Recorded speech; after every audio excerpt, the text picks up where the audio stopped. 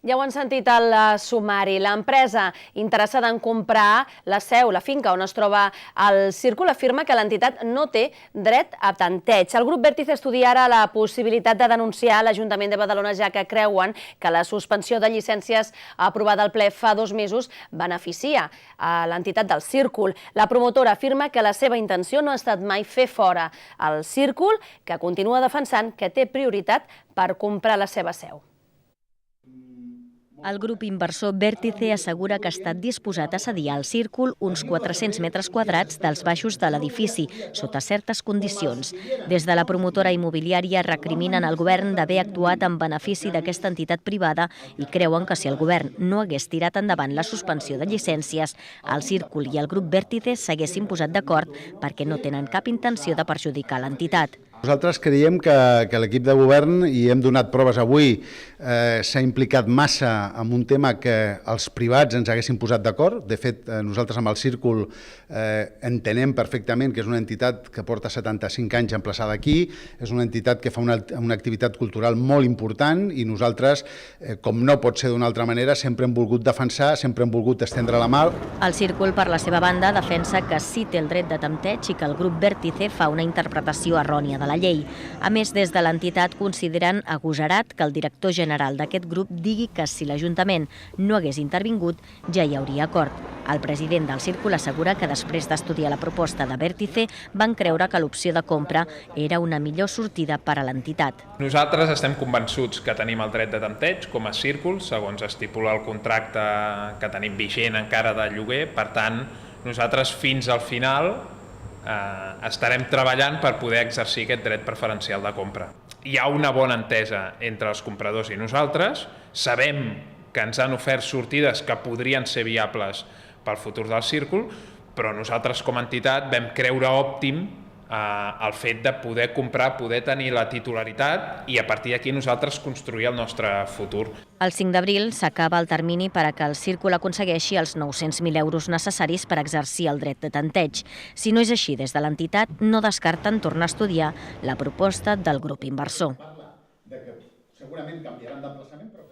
Justament el ple municipal de dimarts va desestimar el recurs presentat per l'empresa contra la suspensió de llicències d'obres aprovada al ple de gener. Sílvia, com va anar la votació d'aquesta moció? Doncs Convergència i Unió es va abstenir, PP i Ciutadans hi van votar en contra, argumentant la inseguretat jurídica que pot suposar l'operació. En aquest sentit, el govern municipal va explicar que el projecte té el vistiplau dels serveis jurídics de l'Ajuntament. Aquest és un dictamen que ve avalat sense cap mena d'ombra de dubte pels serveis jurídics a la casa, és a dir, respon a una voluntat política, que és una voluntat política de revisar el planejament d'un espai concret de la ciutat i que si finalment ell acaba exercint aquest dret a compra, doncs és evident que ell té, si finalment compra uns drets urbanístics, que seran respectats. Aprofundim en altres temes del ple, un plenari on es va tornar a debatre sobre l'ús de les xarxes socials arran del tuit de la CUP on es podia llegir Gora dimonieta que van fer fa 2 setmanes. Així és, si fa 2 plens es va aprovar una moció que demanava als regidors un ús responsable del Twitter o el Facebook. Aquest dimarts alguns grups de l'oposició van criticar el govern per aquesta piulada. En concret, la crítica va venir de 2 mocions, una presentada pels populars i una altra pels ciutadans i una segona pels socialistes que rebutjaven el missatge però que tenien matisos diferents. Sí, mentre que la primera defensava que el tuit era una proclama ETA i demanava la reprovació de tots els membres del govern, la dels socialistes rebutjava també les piulades que els regidors del Partit Popular havien fet per criticar aquest Gora dimonieta. Tant el PSC com el govern van lamentar l'ús partidista de les víctimes del terrorisme que creuen han fet els populars. Segons el PSC, el Partit Popular ha fet servir les víctimes del terrorisme per fer política i és per això que que en demanava també la reprovació d'alguns regidors populars. Des del Partit Popular s'han mostrat molestos per aquestes crítiques i han acusat els socialistes de governar a l'ombra, de nou per no defensar la seva moció. El Góret Dimonieta és desafortunat, jo crec que el senyor Tellez també ho ha reconegut, i el me produce pena y asco també trobo que és molt desafortunat i molt inadequat. Porque ustedes, y la descripción es clara, votaron a Guanyén Badalona, que es el parapeto de la CUP para gobernar. Ya sabemos que el PSC está doblegado a la voluntad de la CUP en función de sus intereses partidistas. Des del govern també s'ha defensat el Partit Popular de fer un ús partidista del terrorisme i de les víctimes. El regidor de Guanyén Badalona en Comú i membre de la CUP, José Tellez, ha defensat que el tuit feia referència a una campanya a les xarxes socials a favor dels citallaires detinguts a Madrid, acusats d'enaltiment al terrorisme. Tellez ha afirmat que es pot debatre sobre si la piulada va ser o no encertada.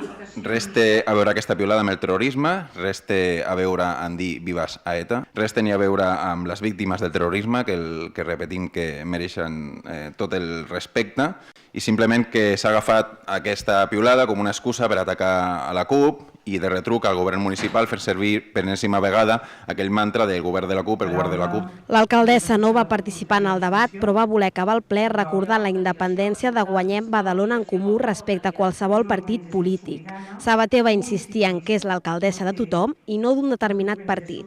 Així mateix va insistir en estar personalment en contra de qualsevol tipus de terrorisme. Aquest ens supermunicipal. Al ple es van debatre altres temes, com ara la petició feta al govern perquè expliquin quina està sent la seva acció de govern. Va ser una moció presentada pel grup municipal de Ciutadans, a la qual es van sumar la resta de grups. Sí, la moció va ser finalment aprovada i demanava que els 3 partits de govern presentessin aquest mes de maig les línies bàsiques de la seva acció de govern. Tant Guanyén Badalona en Comú com Esquerra Republicana i Iniciativa van afirmar que ja estan treballant en la redacció d'un PAM, un pla d'acció municipal, el primer que tindrà la ciutat, però que no serà abans del novembre que el puguin presentar, ja que el que es vol fer és implicar la ciutadania. El que sí hi haurà pel mes de maig serà l'esborrany de l'executiu que es vol presentar per ser sotmès a debat abans de juny. Fàtima Taleb, la regidora de Participació, ha afirmat que la intenció del govern és recollir les propostes ciutadanes durant l'estiu per poder presentar al ple un PAM durant els mesos d'octubre i novembre. I aquest ple ordinari del mes de març també ha servit per posar fi a una problemàtica que tenien els usuaris del pàrquing Batllòria, situat al costat de l'Institut La Pineda. Des de dimarts, la instal·lació ja és municipal. El ple municipal va rescatar la concessió administrativa de l'aparcament, que ara ha passat a ser gestionat per Engestur. Aquesta empresa municipal s'encarregarà de fer una auditoria per conèixer l'estat exacte de la instal·lació, ja que els deutes que tenia la concessionària havien deixat l'aparcament molt deteriorat sense els serveis bàsics d'aigua, neteja i seguretat. Un cop feta, s'haurà de posar al dia arranjant els desperfectes i millorant-ne la seguretat. També s'ha de verificar i validar tots els titulars i llogaters de les places per poder posar en marxa la nova gestió del servei.